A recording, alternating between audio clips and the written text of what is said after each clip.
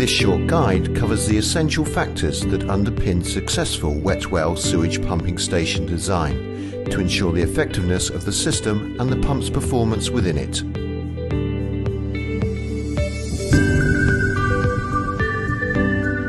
Effective inlet configuration plays a significant role.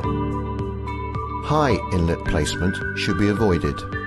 Cascading causes turbulence and air entrainment, which can reduce pump efficiency by as much as 10 to 15%. Ideally, the inlet should be at a low level.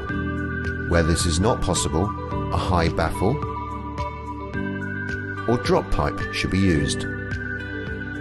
The inlets should also be opposite and square on to the pumps, ideally at low level.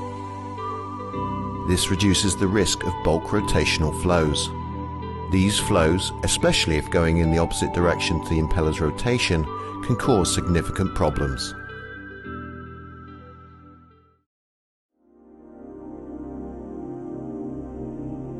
The shape of the well is also important.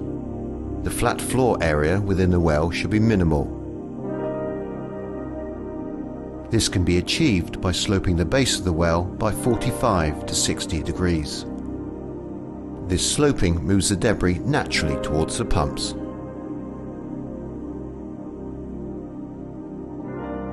Creating a small residual sump area around the pump intake will allow maximum debris clearance. Care should be taken with any irregular well shaping or sloping to avoid creating surface or subsurface vorticity, which can lead to air entrainment.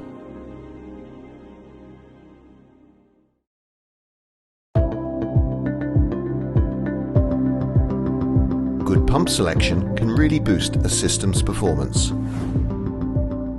Knowing and utilising the pump's best efficiency point is crucial. Ideally, the highest utilisation duty point should occur between 80 and 105% of the pump's BEP.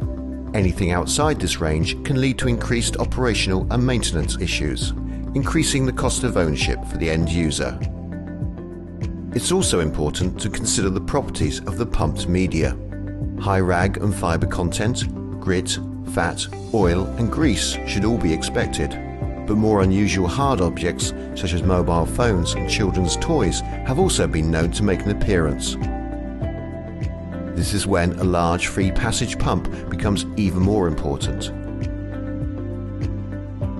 Both the pump and the pumping station should be of a resilient design, capable of continuously removing floating, suspended and settled solids.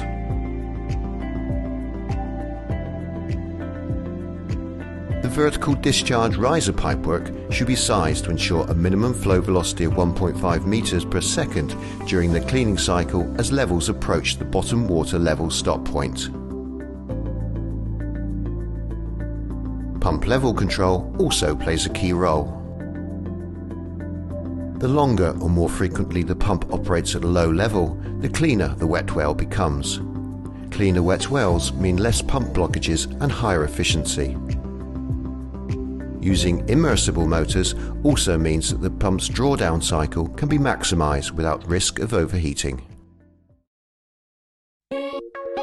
As a ready-made solution, Hidrostal offers Preroclean, a self-cleaning pre-formed contour basin system, complete with pipework, screw centrifugal pumps and level controls of choice.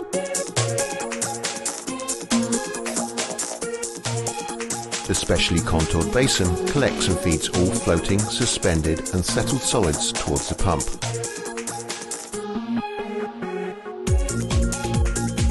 The fitted extended bell mouth increases the depth of pump inlet submergence, boosting the cleaning factor when used with the correct well shape and pump.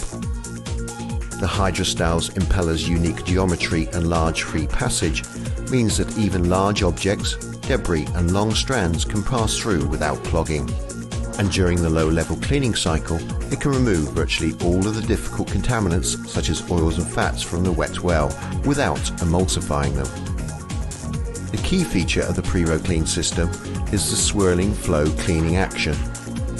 The system's deliberate positive flow rotation means that virtually all debris is collected from the sump. Hidrostal's Preroclean is the only system on the market to offer this unique gravity-driven swirl cleaning effect.